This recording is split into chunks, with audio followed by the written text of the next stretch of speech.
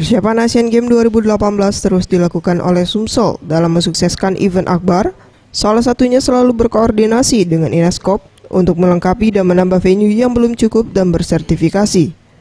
Menurut Joko Pramono, Wakil Deputi 1 Game Operation, mengungkapkan Palembang lebih siap dibandingkan Jakarta. Hal ini dilihat dengan pembangunan dan penambahan venue yang dilakukan secara bertarget.